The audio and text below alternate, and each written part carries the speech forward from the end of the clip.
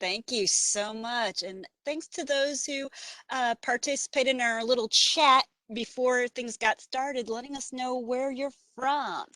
So it's great to see that we have a lot of interest in this topic and that we have uh, views from all over the state. So it's exciting. So for those of you that aren't aware, what we've done is we've taken kind of our uh, basic look into employment supports, and we've broken it down into three different chunks that is making up the foundations of coordinating employment supports.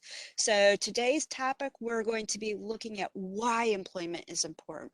What are those state and federal and just, experiences that make employment such a hot topic right now, something that is extremely important. Next time, so next week, will be on our employment services. So giving you a toolkit of services to help individuals needing that extra employment support. And then, of course, our last session will really give you guys an opportunity to practice, to put some of this knowledge together and use it and think about how you would coordinate employment supports or how you would address certain situations. So, um, as far as today goes, like I said, we're going to be taking a closer look into why employment is important. So at the end of our time today, I want you to really feel like you know what employment first is and what its important is. I also want you to understand what are the state and federal initiatives that relate to employment and how support coordinators do their job. So and with that, I want you to get a little glimpse into the role of what a support coordinator does and how you influence those employment outcomes. And then also just starting to become familiar with those responsibilities as they relate to employment. So now kind of tackling our first big question of the day. Why do we work? So, and no, I'm not moving on from the slide until there is at least a couple of comments in the chat box. So start typing, folks. Why do you work?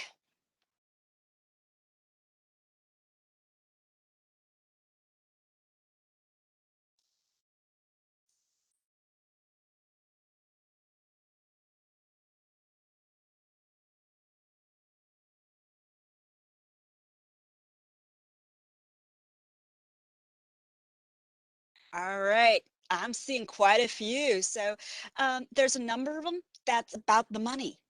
To be able to support yourself, to be able to provide for your family. Some people have said, hey, personal fulfillment, to feel like I belong, to have a sense of accomplishment. So yeah, we all work for a number of reasons. So here's what we know from other studies that have been done. So work leads to that increased income. It leads to that improved self-esteem. So when you're working, you feel better about yourself. You feel like you have a valued role, like you're a contributor. Uh, it often also leads to reduced symptoms. So it's kind of interesting. There was a study that was done, or actually a study published in January of 2022, and I am going to uh, put something in the chat box that can allow you to go and look up this if interested. So basically, this study published in January 2022, excuse me, in the Journal of Applied Research in Intellectual Disabilities found that participants in that competitive integrated employment earned more income than those in segregated settings. So individuals working in competitive employment versus those working in sheltered employment, those working in competitive employment, they may have been working, 20 hours as opposed to 30 hours, but they made more money. Um, Community or competitive integrated employment was linked to improvements in locus of control, self-determination, personal independence, autonomy, maladaptive behaviors, and quality of life. So when we look at that improved self-esteem and that improved quality of life, we know that uh, competitive integrated employment has uh, been directly linked to improvements for individuals with disabilities. When it came to uh, psychological and physical health outcomes, basically this study found that there are positive findings related to those engaged in competitive integrated employment. So something you may want to check out there, kind of interesting.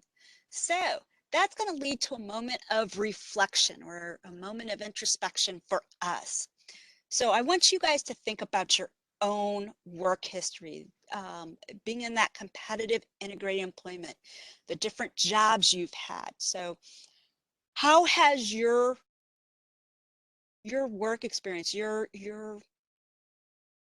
work history, how has that led to improvements in locus of control, self-determination, personal independence, autonomy, those maladaptive behaviors, and quality of life? So how does that competitive integrated employment, having that option of working out in the community, making at least minimum wage, having opportunities for advancement, being able to work alongside coworkers who may or may not have disabilities, and being able to interact with your community at large. So how does that lead to that improvement in locus of control, self-determination, personal independence, autonomy, behaviors, and quality of life? So again, I'm not moving on until I see at least a few comments in the chat.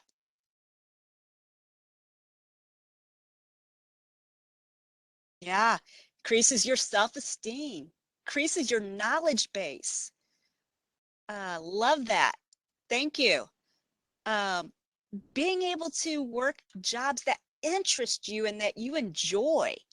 And the knowledge that, hey, I don't have to work in a job that I don't like. I can leave that job. Awesome. Thank you guys so much. Love the participation. Okay, so now let's have a little reality check moment here. Um, so there is a disparity in employment for people with disabilities versus people without disabilities. So kind of that blue bar um, is the graph of people with disabilities, and the purple is people without disabilities. So when we look at people who are participating in the workforce, um, there are about 67% of individuals without disabilities who are currently working versus only about 22 to 23% of people with disabilities. So big gap there. We also see that same gap when we look at the unemployment rate. Now with the unemployment rate, it doesn't include people who are not searching for a job. So people who have given up or afraid to search. So it only includes those who are actively doing some kind of job search activities. So basically, for people without disabilities, that our unemployment rate has, really come back down to about 4.5% statewide. Um, but for people with disabilities, it's double that. It's 9% of those with disabilities that are unemployed. And this was taken from Department of Labor's Office of Disability Employment Programs. And I apologize, I mentioned statewide. This is nationwide. So not just state, nationwide. Um, and this data was taken from September of 2021. So Now, more importantly, when we go to look at national core indicators, which national core indicators, if you aren't aware, this is a survey that goes out to individuals who receive waiver funding. So these are people who already have a Medicaid waiver. They're already receiving support of some kind. So those individuals get this survey annually to look at different things. So this data was from the 2016-2017 National Core Indicator Missouri report. So this is Missouri specific. At that time, about 8% of those who completed the National Core Indicator survey stated that they were employed in competitive integrated employments. So only 8%. So you think about earlier, the slide earlier, we said there was about 22 to 23% of people with disabilities in the workforce. But when we specifically drill it down to people with intellectual and developmental disabilities with waiver funding, that number went from 22 down to 8. So only 8%. So when we looked at the ones that weren't working in competitive integrated employment, these could be people working in sheltered employment. This could be people just participating in day program, or not even participating in day program, just sitting at home, receiving residential supports, or just receiving PA supports. So of the ones not working in competitive integrated employment, about 44% said, I want that type of outcome. So 44% wanted that type of outcome. So then the next thing, it's like, okay, of those 44%, what are we doing to help them? How are we helping them achieve that outcome? Well, when we looked at ISPs, only 20% of individuals had an actual outcome for employment in their ISP. So, and if you think about it, if you're planning a vacation, if you're trying to go somewhere and you don't plan for that vacation, you don't plan for that trip, how successful are you going to be in that trip? So at some point, you've got to start making plans, saving back money, making reservations, planning out the itinerary. Where are you going to go? What are you going to see when you're there? Or what are you going to do when you're there? So you've got to start making some plans at some point if you're going to have that vacation that you're dreaming of. So again, it's the same thing here. If we're not making an actual outcome, if we're not kind of putting that plan to paper, how successful are those individuals going to be in achieving that desired outcome of being employed? So, and even more importantly, when we went and looked at the percentage of individuals taking active steps, so taking classes or participating in a training program or actually, even searching for a job, only 11% of individuals were taking active steps to obtain employment. So it's kind of that analogy of, if I want to lose 20 pounds, but I'm not doing any exercising, or I'm not changing my diet in any way, I'm still eating tons of chocolate every day and going out to eat at fast food restaurants and just not watching what I put in my mouth, the chances of me losing weight are going to be very slim. So it's the same kind of thing here, that, it's one thing to make an outcome, but if we don't then act on that outcome, don't do anything with that outcome, we're still not going to get anywhere. So outcome is important, but so is action. We got to make sure that we are making active steps to help those individuals achieve that desired outcome. So kind of with that in mind, what's happening to improve things? So in 1990, President H.W. Bush signed into law the Americans with Disabilities Act. So this prohibits discrimination of individuals with disabilities and ensures equal opportunity to employment, state and local government services, public accommodations, commercial facilities, and transportation. So then in 2014, we saw a lot of things happening. So President Obama signed into law the Workforce Innovation and Opportunity Act. This is designed to strengthen and improve our nation's public workforce system and help get Americans, including youth and those with significant barriers to employment, into high quality jobs and careers, and help employers hire and retain skilled workforce. So also that same year, Centers for Medicare and Medicaid Services, their final rule, the Home and Community-Based Services final rule, became effective March 17th, 2014. So this reflects Center for Medicare and Medicaid Services intent that individuals receiving services and supports through Medicaid's home and community-based services programs have full access to the benefits of community living and are able to receive services in the most integrated setting. It established requirements for home and community-based settings, and it also defined person-centered planning requirements. So let's take a deeper dive into the Americans with Disabilities Act here. So the Americans with Disabilities Act is divided into three different titles.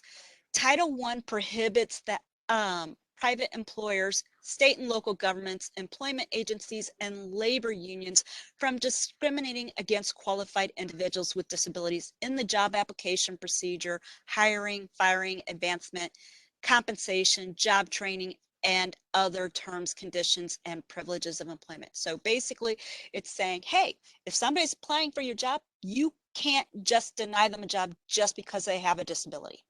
So that's what Title I did. It basically said, no, people with disabilities have every right to apply for and get these jobs just like everybody else. Title II prohibits qualified individuals with disabilities from discrimination on the basis of disability in services, programs, and activities provided by state and local government entities. So Title II really basically says that how we support individuals, how we fund programs, um, the services and supports we provide. We can't discriminate based on disability. And we're going to go into that a little bit more because for our purposes, that's where we're going to focus, is on Title II of the ADA when we start talking about how the ADA and support coordination interact with each other. So Title III has to do with that accessibility of public buildings. So being able to get in and out of buildings, being able to use facilities. So I think a lot of us are pretty familiar with that Title III, that buildings being built nowadays, there are certain accessibility features they have to provide. So having that wheelchair accessible bathroom, having, being able to get in and out of buildings. So we all see kind of like the curb cuts with sidewalks. That's all due to the Title III. So, like I said, for our purposes, we are going to focus on that Title II of the ADA and how that has to do with the coordination of supports to those with disabilities. So, basically, kind of starts with how Department of Justice is applying that Title II enforcement. So, it started in 1999 with the Olmstead decision. So, a lot of us has heard about Olmstead.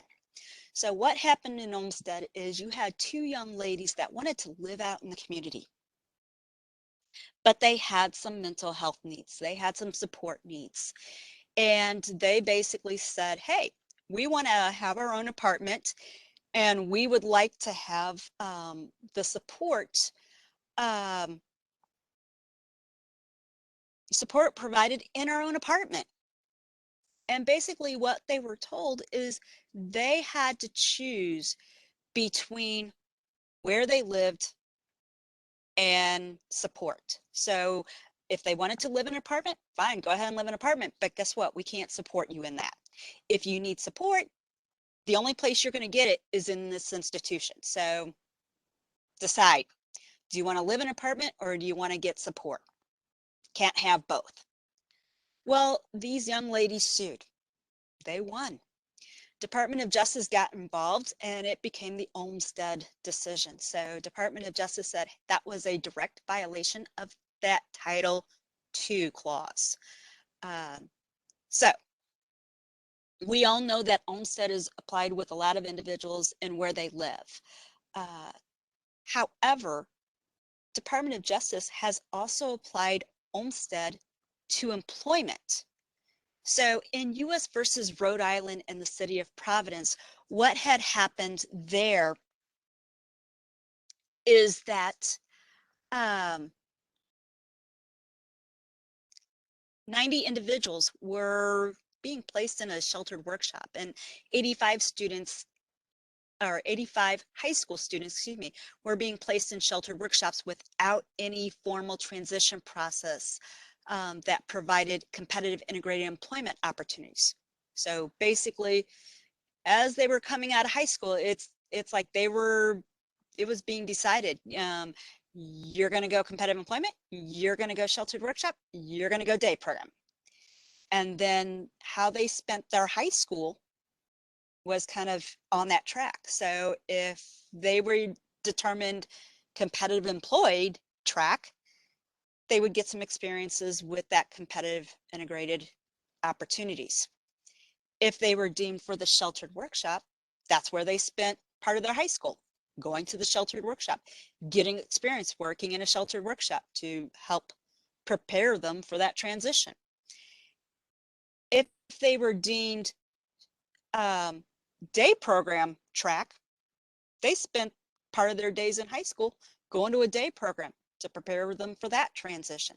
So, but what wasn't found is individuals weren't given the opportunity to do competitive integrated employment first. It was only those that were deemed on that track or ready for that that got those opportunities. So basically what Department of Justice said is, this was a violation of Title II.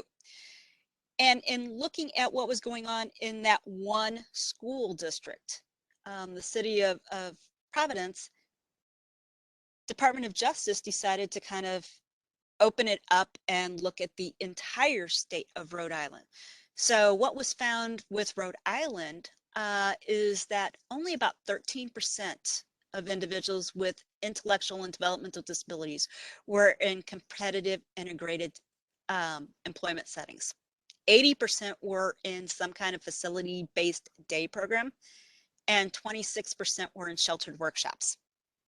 So just the way the state was allocating the funding, how there was more people in those segregated settings versus the amount of people in those integrated settings, Department of Justice basically said, you've got to do a better job here. It was kind of very similar for Lane versus Brown, which became known as US versus Oregon. So in US versus Oregon, there were about 71% of individuals with an intellectual and developmental disability in a segregated day program or sheltered workshop. And of those receiving employment services, 61% were receiving support in a sheltered workshop versus 16% who were receiving individual supported employment. More importantly, the state spent more on waiver funds on segregated employment. About 57% of their waiver funds were going for segregated employment versus less than 10% that was going on for integrated employment. So again, just that allocation of funds, that coordination of supports, that's where Department of Justice was applying that Title II of the Olmstead directly to employment. US versus Virginia really wasn't about employment.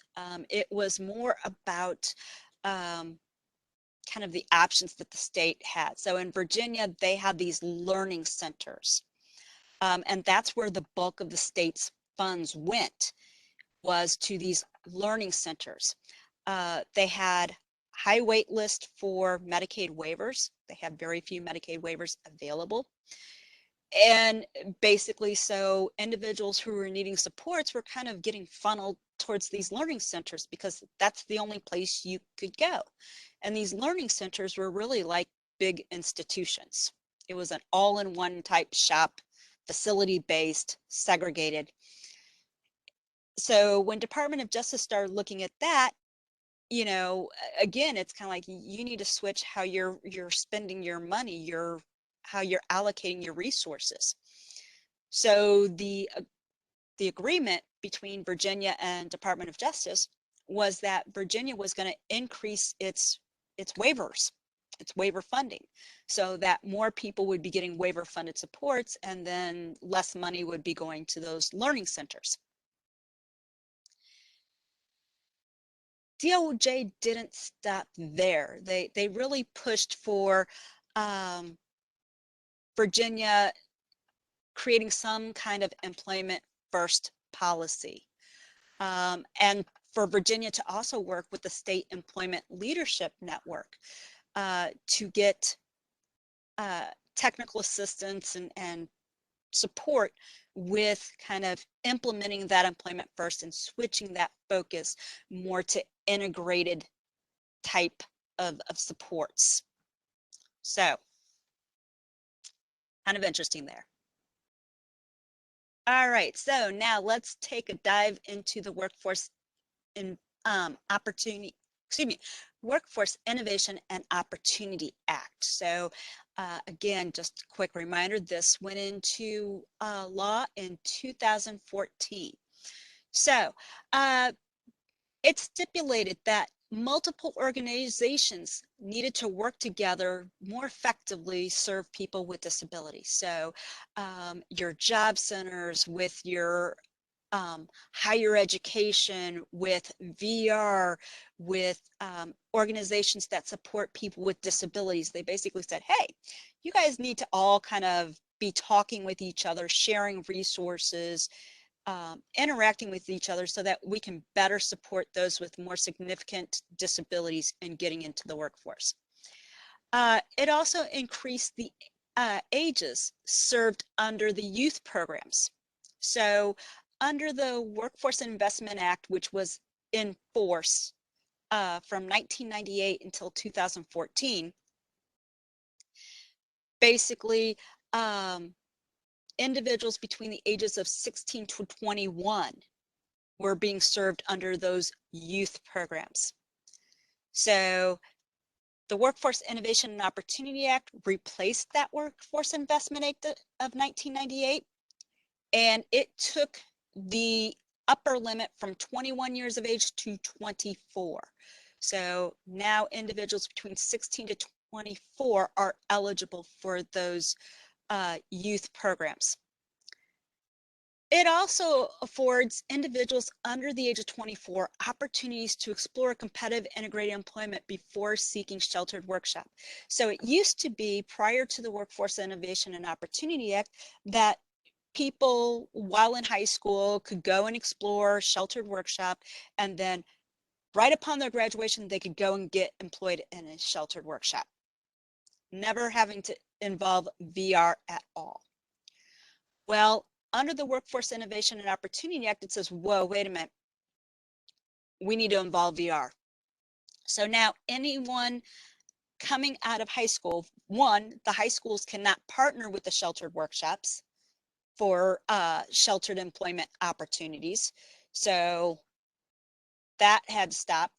The other thing is that if somebody wanted to seek sheltered employment upon graduation, they have to go through VR first. So basically, VR has to look at things and make a determination as to whether or not an individual has been afforded the opportunity to explore competitive integrated employment first. So this might be just reviewing documents that the school has provided about all the opportunities that was provided to that student for those competitive integrated employment opportunities.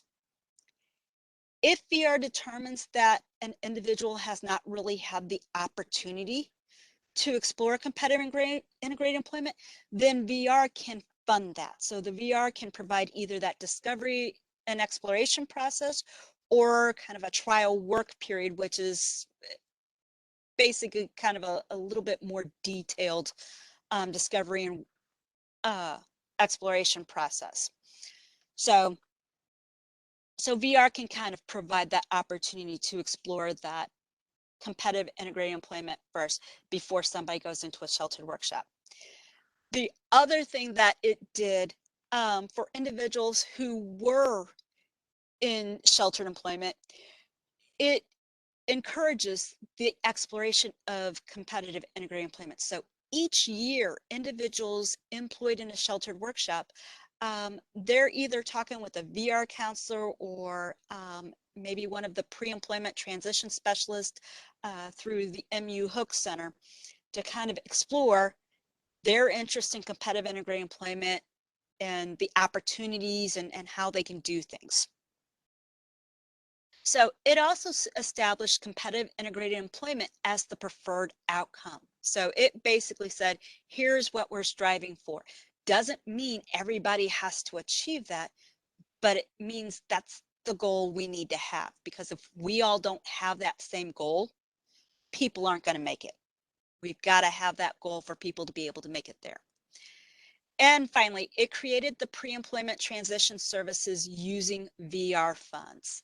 So under Workforce Innovation and Opportunity Act, it stipulated that VR had to spend about 15% of its general revenue serving youth, those pre-employment transition services. So some of us probably realized that in the summer of, I think it was 2015, VR started operating its own little summer employment opportunity. So that was part of this. The other thing that was done is MU specialists were hired to work as pre-employment transition specialists. These pre-employment transition specialists work with each of the schools to provide students 16 to 21 with education and experience, increasing the likelihood of readiness for VR after high school. So MU specialists provide counseling and post-secondary options, job exploration, work readiness, and self-advocacy. Also, we saw independent living centers offering some things too, and this also fell under that 15% pre-employment transition services using VR funds.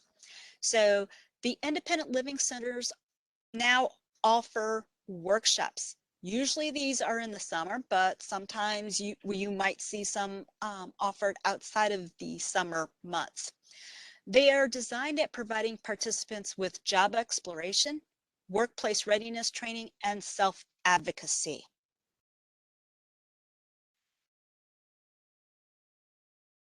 So also part of that Workforce Innovation and Opportunity Act was the formation of an advisory committee. Now, this advisory committee was only short term. Their goal was to come up with some recommendations about how to help individuals with disabilities achieve that outcome of competitive integrated employment.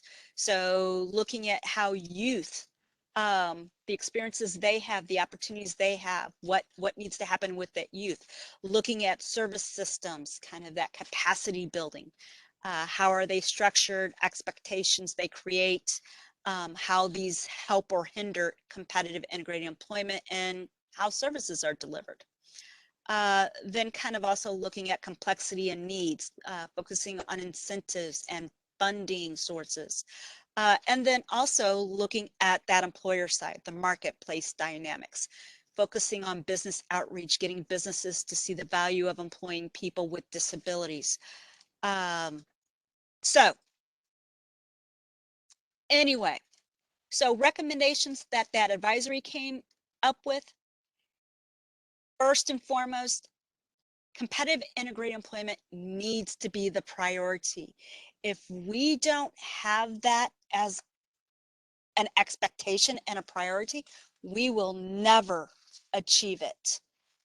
So that is one of the first things. High expectations from family and professionals correlate with better employment outcomes. And that expectations for competitive integrated employment must start early on. So, and this is so true when we're doing support coordination, you know, talking about it with our really young kiddos, setting that expectation for them, having that parent, those family members have those high expectations, empowering them to provide their young child with those experiences that we know are going to lead to better employment outcomes. So they also recommended that transition services should start no later than 14 years of age. Now, in the state of Missouri, it's still determined that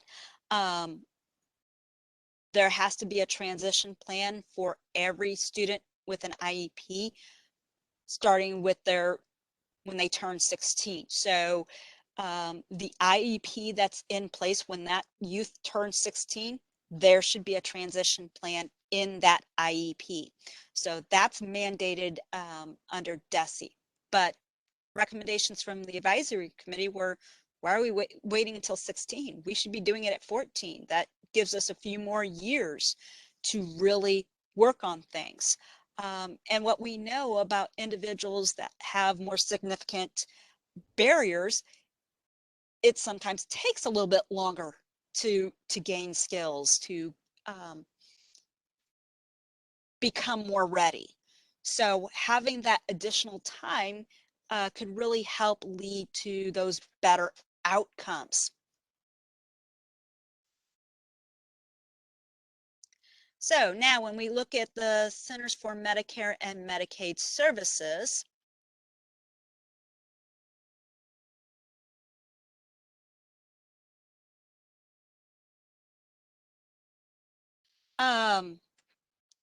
they issued technical assistance in 2011, stating that waivered funding could be used to support employment goals. And then in 2014, again, March of 2014, their home and community-based services final rule went into effect, and it applies to all 19C waivers. So with DMH, that means our MOCC or MOCDD, so Missouri Children's with Developmental Disabilities waiver, also known as the Sarah Lopez waiver. It means our comprehensive waiver, our community support, and our Partnership for Hope waiver. So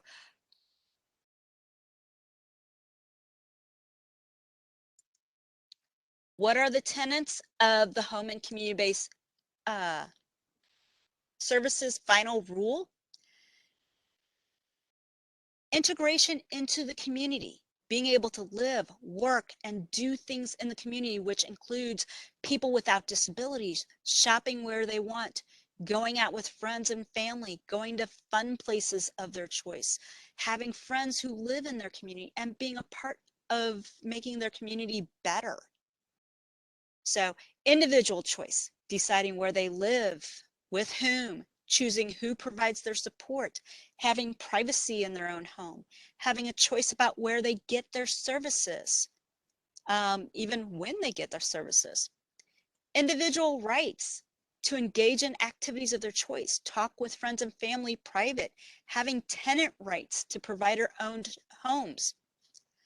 With autonomy, it means making choices about how they spend their free time, choosing when they perform household chores, having choice about furnishings and decorations within their own living space. Choice regarding services and providers. So choosing the services they get and who provides those services, and person-centered planning. So the process occurring at times and locations convenient for that person. Plan being accessible to the individual in a language that they understand. And the process includes people chosen by the individual. So the person is getting to choose who comes to their plan meeting. But the other thing too is when we're providing services, when we're funding services, that the services that we're funding is based on an assessed need. So it's not just, oh, you have a disability, all people with a disability have to have this service. No, we need to assess why do they need that service? Um, what kind of supports do they need with that service? So I'm going to take a moment of reflection here and basically ask you guys, how does the Title II of the Americans with Disabilities Act, the Workforce Innovation and Opportunity Act, and the Home and Community-Based Settings Final Rule influence our support coordination? So how do you think all of those things are going to influence the way you do your job? So give you guys a moment to respond there.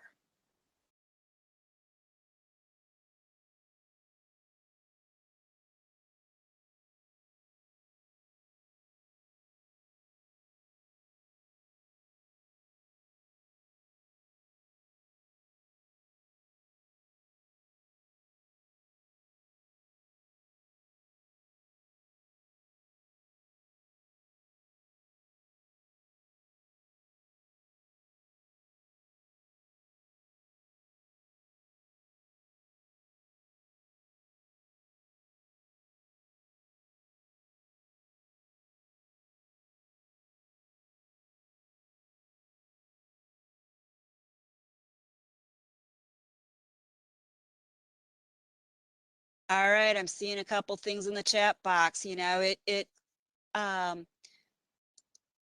it sets priorities, gives directions, and provides protection and support for the individual. Um, it basically influences our annual planning and leaking efforts, providing more choices, gives us a better stance for advocacy for the individual. So great things. I love that.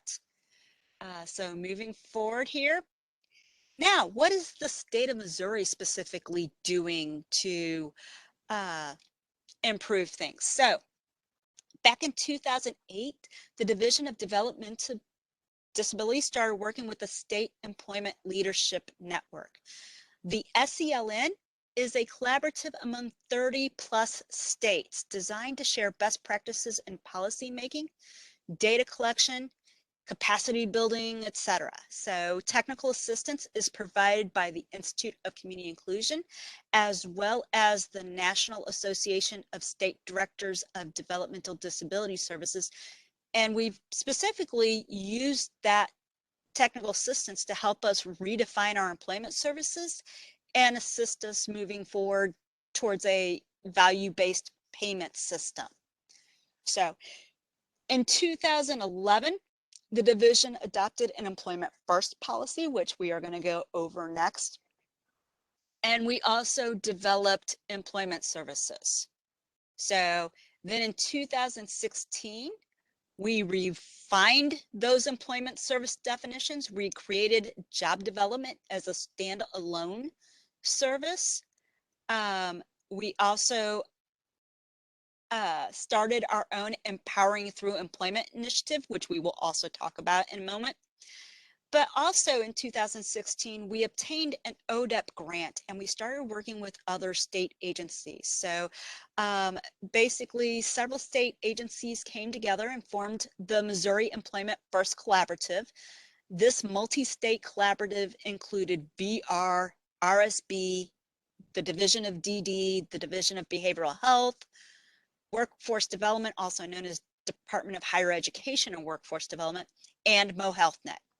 And basically with that ODEP grant, we received technical assistance from ODAP that was used to increase capacity, outreach, and effective practices. And some of the initiatives we worked on developing during that 2000 to 2018 timeframe was Missouri as a model employer, customized employment, and then creating a tiered approach to benefits planning.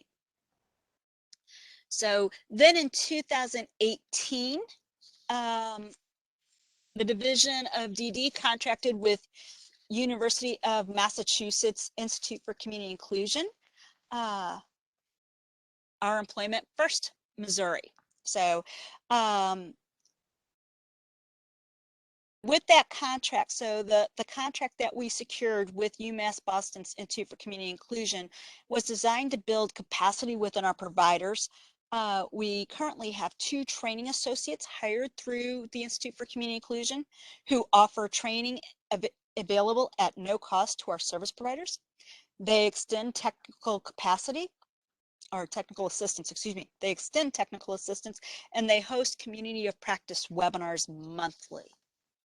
So, and then just last year, 2021, we once again revised our employment service definitions and tried to move a little bit closer towards that value-based payment system. So one of the things that we did in our service definitions is we included an outcome requirement. And basically, again, that's just trying to prepare everybody for that move towards a value-based payment system, getting our service providers to kind of think of that outcome and how they achieve that outcome. And we also created benefits planning as a standalone service. So now let's talk about employment first policy.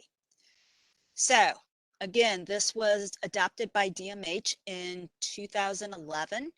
It is a directive aimed at increasing competitive integrated employment for those with disabilities. So our employment first policy, the division believes people who want to work can work. People that are of working age are expected to work. So there's that expectation that if you're of working age, you should be working. People have the right to achieve their career goals. Should be based on their interests, what they want. People should earn prevailing wage in an integrated setting of their choice. And that people should have the opportunity and support to realize economic self-sufficiency. So, you know, you think about it with us, you know, a lot of us said we got jobs to help support ourselves, to help support our families. So we're able to kind of take the jobs that we think are going to help achieve that economic self-sufficiency for ourselves. So again, making sure that people with disabilities are no different than us, that they're getting the opportunities to have the same experience, the same opportunities, the same choices that we get to make. So in a nutshell, basically employment in the general workforce is the first and preferred outcome in the provision of publicly funded services for all working age citizens with disabilities, regardless of the level of disability. And we're going to take a deeper dive into what that means. So, employment in the general workforce. This is the same work that all Americans strive for. It's integrated. It's in the community. So working alongside coworkers who may or may not have disabilities. It's being able to interact with your community at large. And it's making at least minimum wage. So what we're not talking about, segregated or making less than prevailing wages. When we talk about first and preferred outcome, we're saying that this is the outcome we should be exploring first. That resources such as waiver funding waiver funds should be devoted to achieve this outcome before allocating funds for more segregated options. What we're not saying is that's the only option. And we're also not saying it's an either or thing. So individuals can be receiving employment supports, can be participating in waiver funded employment programs, while also participating in other day services like day hab or community networking or, individual living skill development. So it's not, employment or something else. It can be a combination of things. But what we are saying is employment should be considered kind of that first and in that mix of what other supports that person might need. So then when we're talking about level of disability, regardless of level of disability, that means it's the presumption that all individuals are capable of working unless proven otherwise. Social Security really does a wonderful job at this. And it gets a lot of people frustrated because people will apply for Social Security based on having a disability.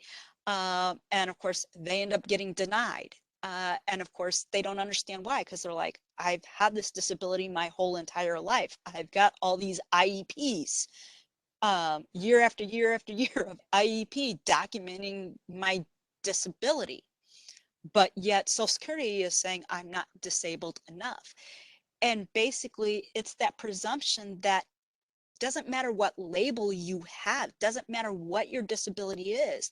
It's that presumption that everyone has something to offer the workforce. Everyone can do something unless you can prove otherwise, unless there is overwhelming evidence showing why somebody cannot work. So what it's not a lack of opportunity. And of course, lack of opportunity doesn't equal inability. So it just means you haven't had a chance. For example, I haven't had an opportunity to speak Japanese. It doesn't mean I'm not capable of speaking Japanese. It just means I haven't been given that opportunity. I haven't learned it. So now, with all that, that leads to our actions. So as support coordinators, you are responsible for ensuring that an individual support plan is created each year. And that includes in assuring that all the necessary components are included in that annual ISP. So it means having a meaningful conversation around employment. It means monitoring the individual's goals to make sure that progress is being made.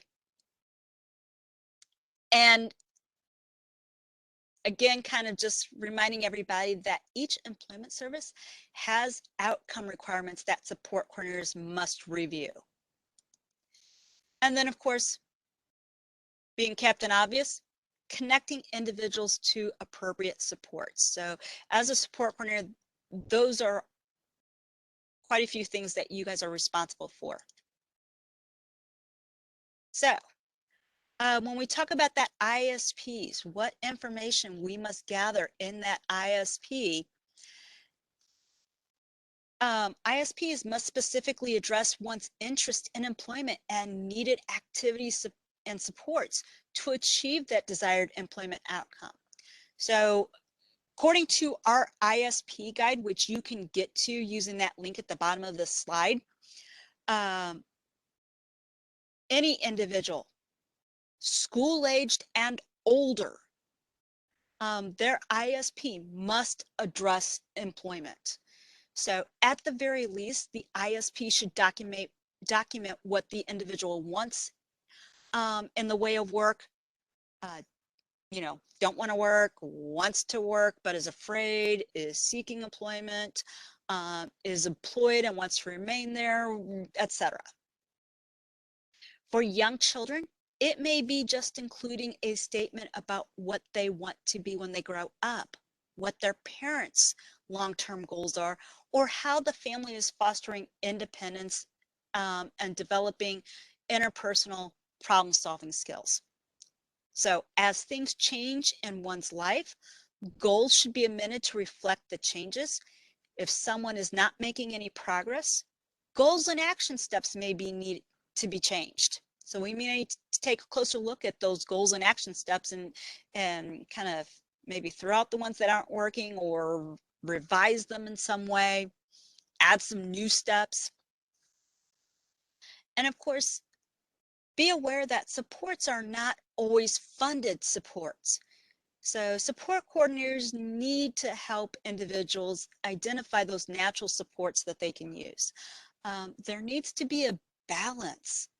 So over-reliance on paid supports creates some of that segregation.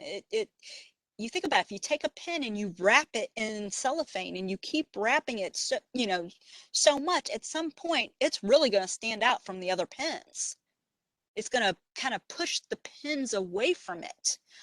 So something to keep in mind, that we don't want to create that over-reliance on paid supports. We want to keep things balanced. So let's talk about what needs to be in that ISP for people who are employed. So for people who are employed, we have to gather information about their current employment. Place of employment, it may also include the job title or a description of their job duties. Average number of hours working each week, their hourly wage, their satisfaction with their current employment. Are they happy with it? Or do they wish there were some changes? And what might those changes be? It might be working more hours. It might be doing some different job duties, whatever it might be. And what supports might that person need to maintain their employment? And again, keep in mind, the supports don't have to be paid supports. They could be natural supports too, but what supports need to be there so that person is successful. So for those employed or even considering employment, that could include facilitating connection to benefits planning supports if they need. So remember, we now have benefits planning as a standalone service, but there's also WIPA service providers. So for those not employed or too young to be employed, this may include activities and supports currently receiving to prepare one for future employment, explore employment interest, and or address those barriers to employment. So kind of thinking about, if somebody's too young or they're not interested in being employed, it's kind of like, okay, what are we doing? How are we helping to set them up for future employment? Or how are we helping them to address those fears or explore their employment interest even? So that then leads to options that we control, the options we offer. So we have 5 different employment services: benefits planning, career planning, pre-vocational services, job development, and support employment.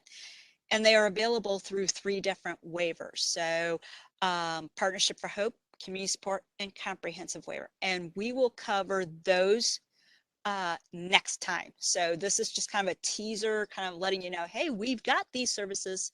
Come back next week to learn more about those services. So then going back to our priorities, you remember the division's employment first policy.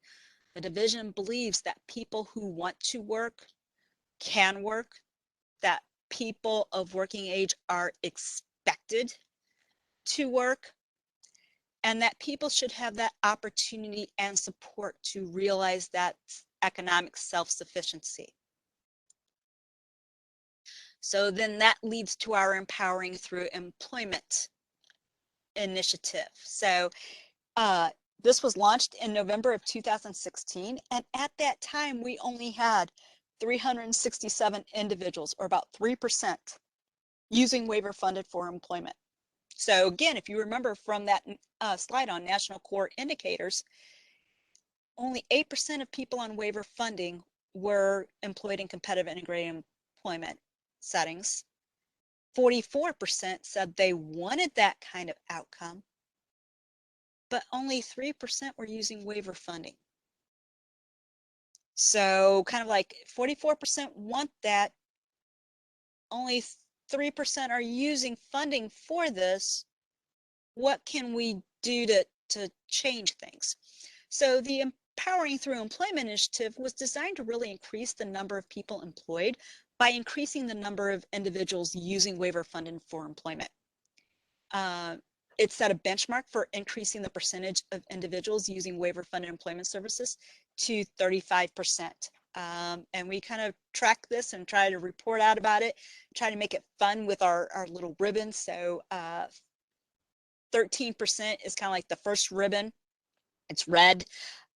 So when you have like 13% of individuals using waiver funding for employment, you get the red ribbon. The next ribbon is a blue ribbon. It's 25%. And then of course that 35% is a purple ribbon. So that's kind of our goal here.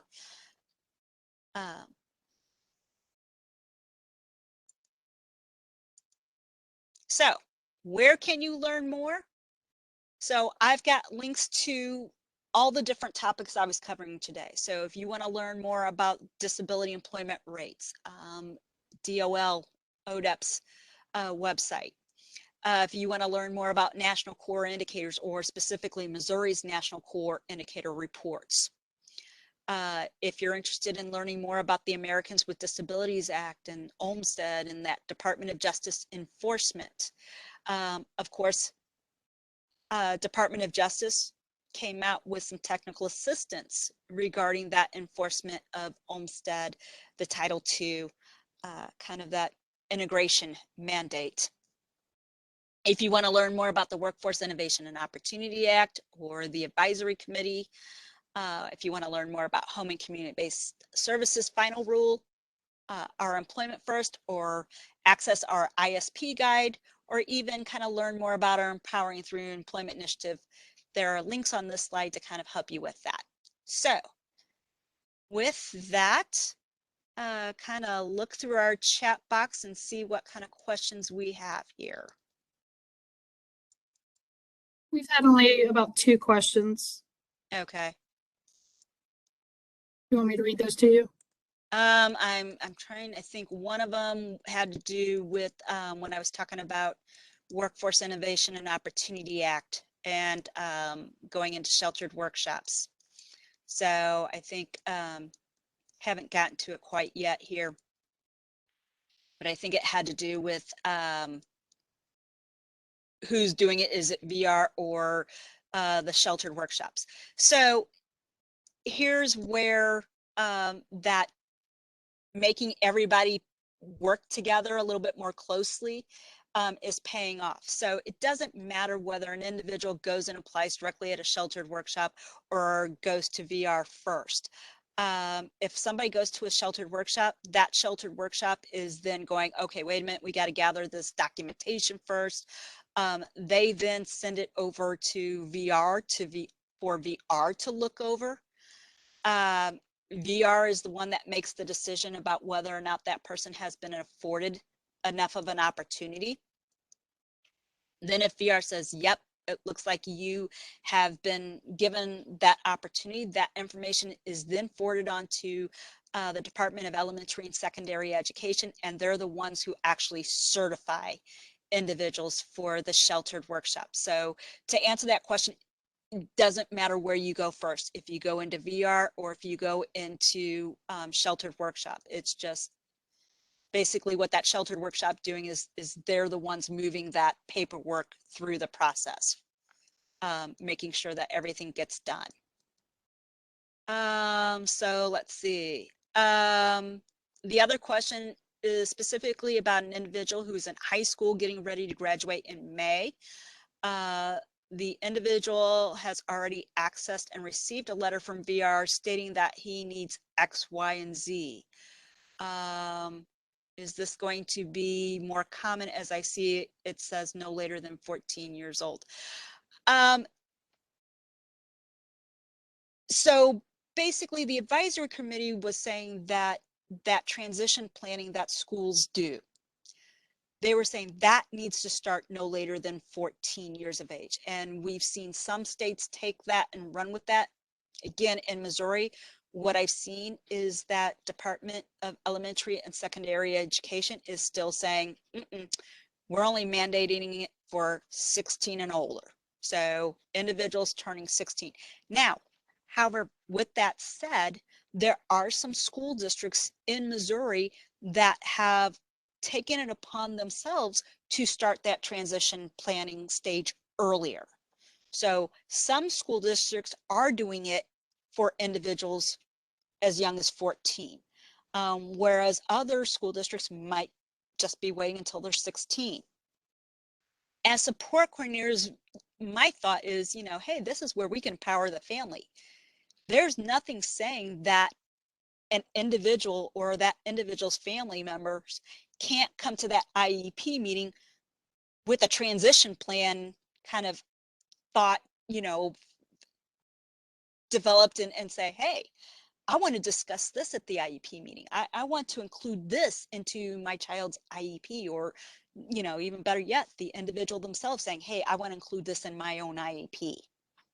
I'm only 14 or I'm only 15, but, I want to start talking about this. So I think as support coordinators, we can encourage those individuals and their family members to kind of start talking to the school and talking about that transition plan prior to that individual turning 16.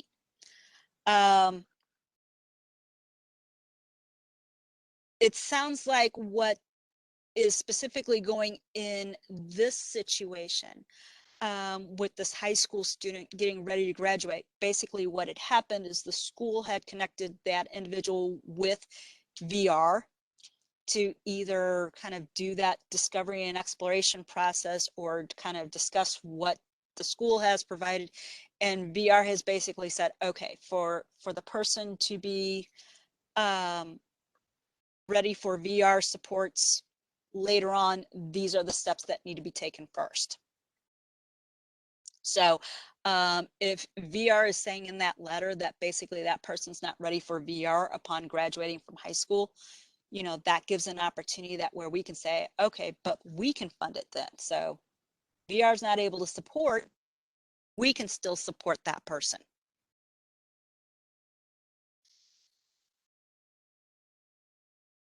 So,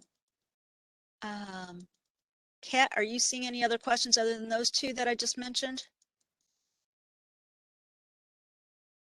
If an individual does not wish to work, how do we keep addressing? Does the conversation stop there since it is a person-centered plan? So good question.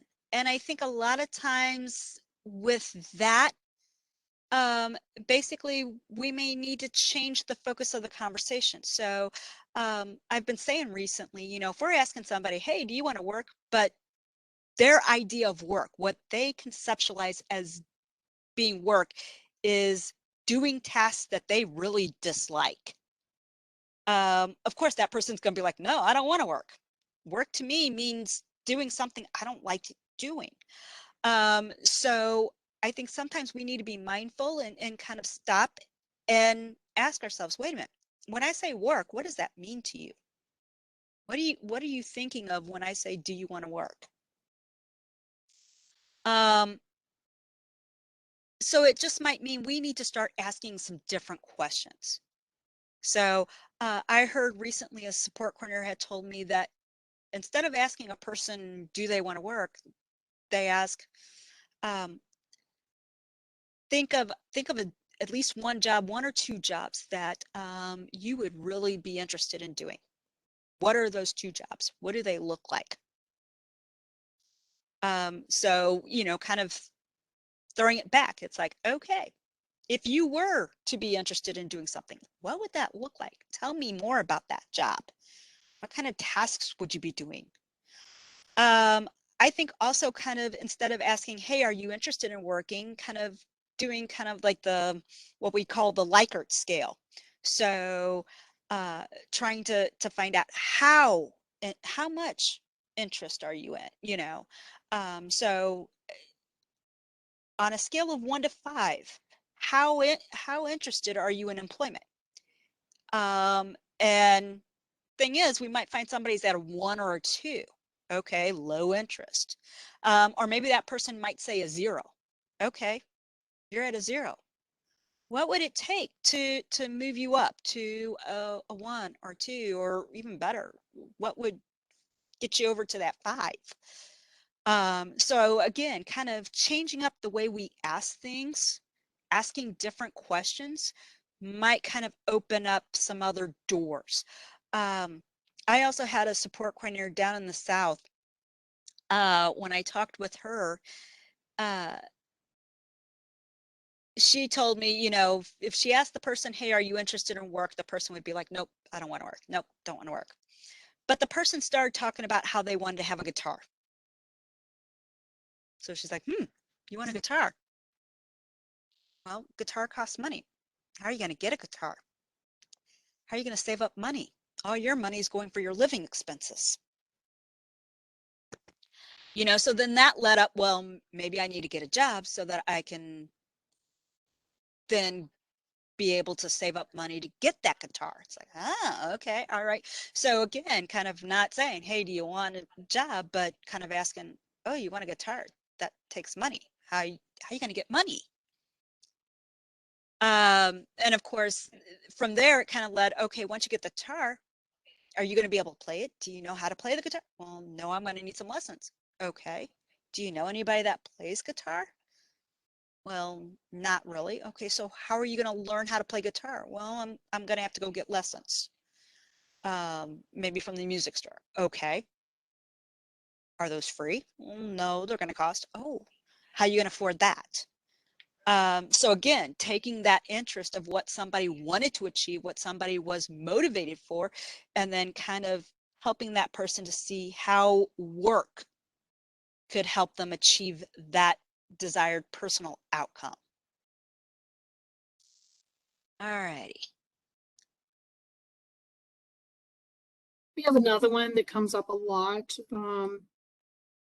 with case managers having to deal. It says how to address parental hesitation, saying things like X cannot work, X can never work. How do you navigate a conversation like this? So again, I kind of think it's like when parents are so adamant that a person cannot work, it's kind of like, why? Why do you feel that? What scares you? What keeps you up at night or concerns you about that? So trying to understand where that parent is coming from a little bit more. Um, and then kind of flipping that, okay, what would change that no to a yes? So I'm hearing you're saying you don't feel like your loved one could ever work because you're afraid of your loved one being taken advantage of. You're concerned that your loved one could get hurt at work. So what would it take to change that no to a yes, or to make you a little bit more open to exploring employment for your loved one? And sometimes it might be okay that understanding that, yeah, if your loved one needs a job coach 100% of the time that they're at work, that that can happen. We can do that.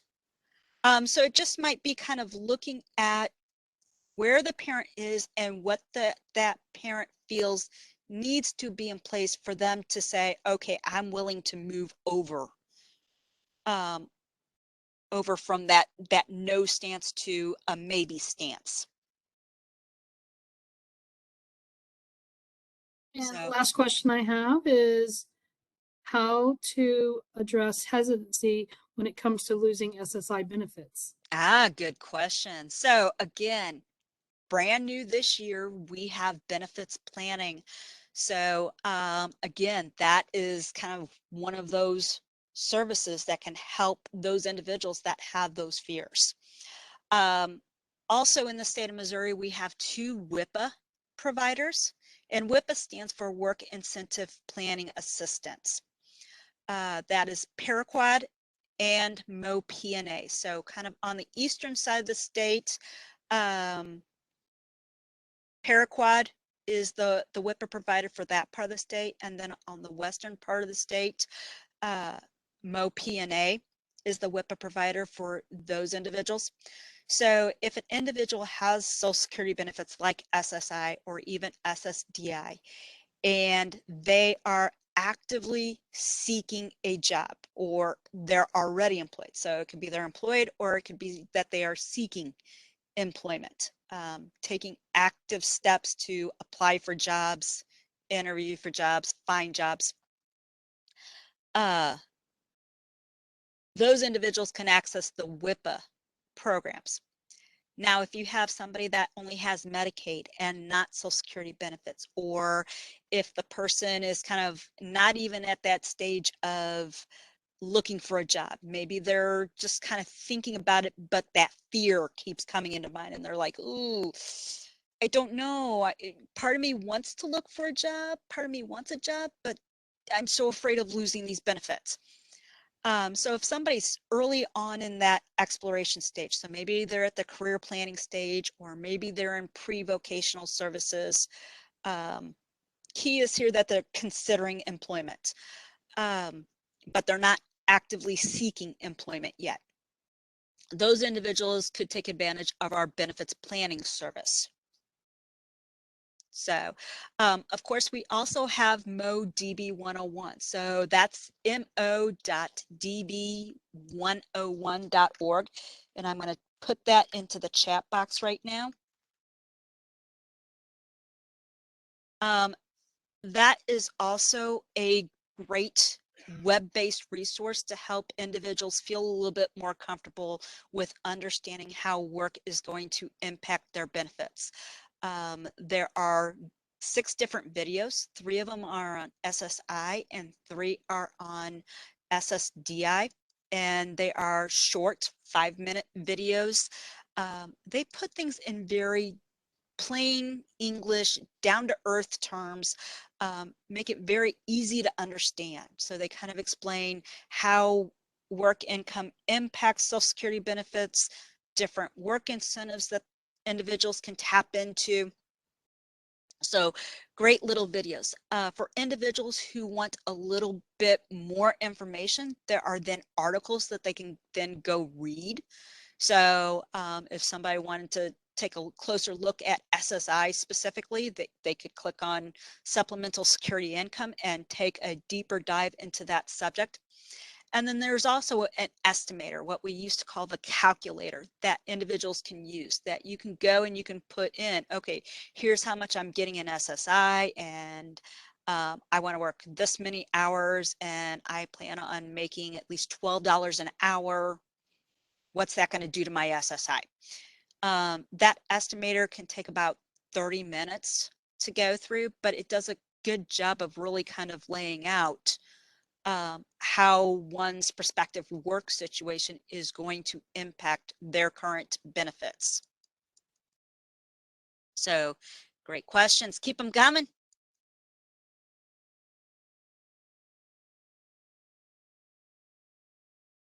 I do see another question here. Is it necessary to have an open case with DMH to have access to VR for individuals with developmental disabilities? And no, it's not necessarily true. However, what I do know, so VR's funding is temporary. They go in there, they help somebody kind of identify what's going to make that good job match. They then help them get that job, and then they provide that initial job coaching.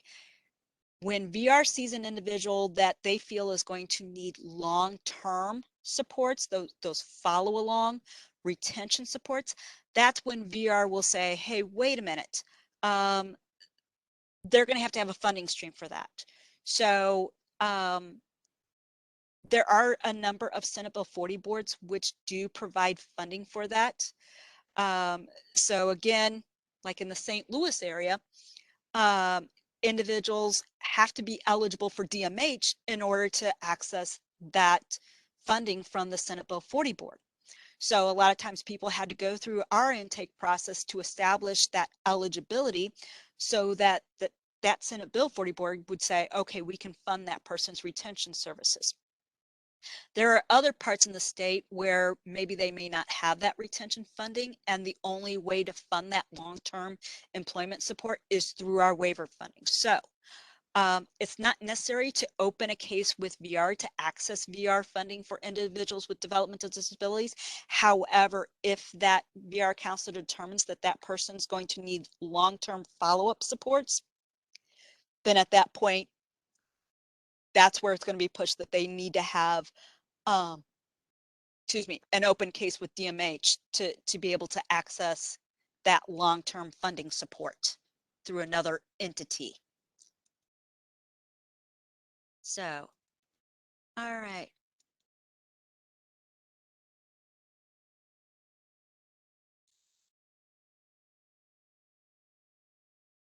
Love these questions, guys.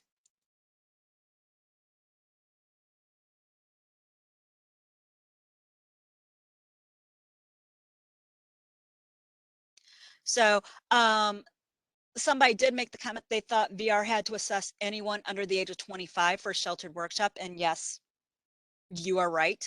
Um, so again, kind of like what we said, anybody who's wanting to go into a sheltered workshop, if they are under the age of, or if they're 24 or under, they have to basically VR has to make a decision about whether or not that person has been afforded enough opportunities. So sometimes that might be just reviewing paperwork sent by the school and seeing that they had a lot of opportunities while in school. Sometimes it could be that VR is paying for discovery and exploration or doing a trial work period to kind of assess that person. So, um,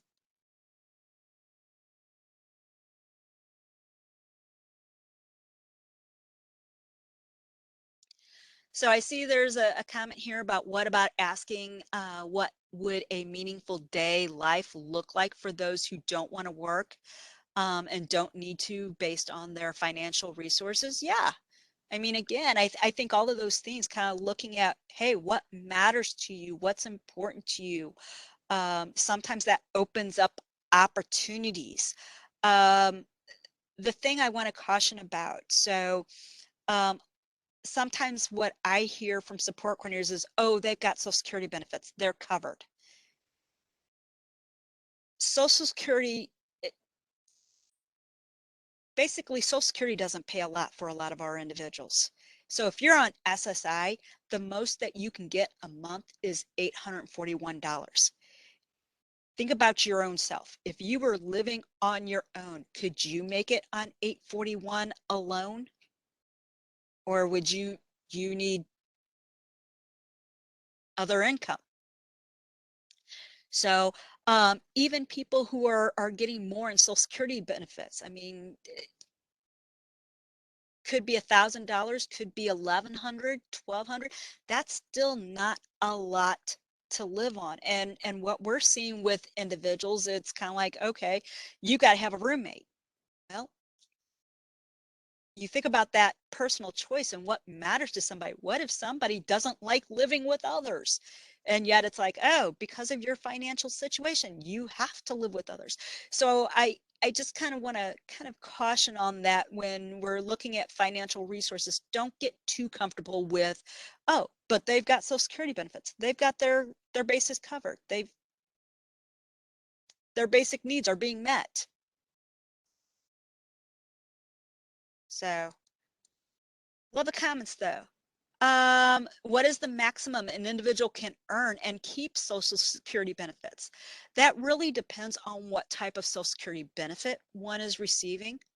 So SSI is kind of like being on a seesaw. As work income goes up, the other is going to go down. So SSI is going to be affected immediately. However, general rule of thumb, person's going to come out with more money. I mean, you think about it. I just said $841 is the most that you can can get in SSI benefits. Now, let's say somebody goes to work and they're making $1,000 a month. Well, their SSI might be reduced by $300-$400. So instead of getting 841, now they're only getting about $500. But they've got $1,000 in work income. So now they've got $1,500 to live off of versus 841. So SSI went down, it was affected, it was impacted, but they ended up having more income than they would have had if they had just decided not to work because they didn't want their SSI going down at all. SSDI, on the other hand, is an all or nothing thing. So an individual can make up to $1,350 per month and still get all of their Social Security benefit. Once they start earning at least $1,350 or more, then that's when it might be possible that their Social Security benefit would stop. So it's either going to be an all or nothing. They're either going to get it or they're not. SSI, you'll still get some, it'll just go up and down. SSDI, all or nothing. It's one or the other. But think about it. If you can make up to 1,350 plus get your Social Security benefit, you're better off financially. Also note that just because somebody starts earning $1,350 doesn't mean that their SSDI will stop altogether. There are some work incentives that can come into play that allows that person to keep getting their Social Security benefit. And I know we are getting really close to time. Okay, so I'm seeing a comment that as far as Paraquad, which is one of the independent living centers, a lot of their training services don't start until 16 unless they have IE or employment in their IEP. So that kind of makes another argument for why wait to 16 to start getting it documented in that IEP. If you can get it earlier, maybe you can get somebody connected to some supports to start, again, helping get them on the path.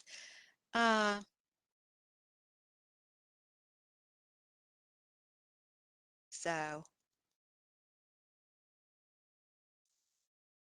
um,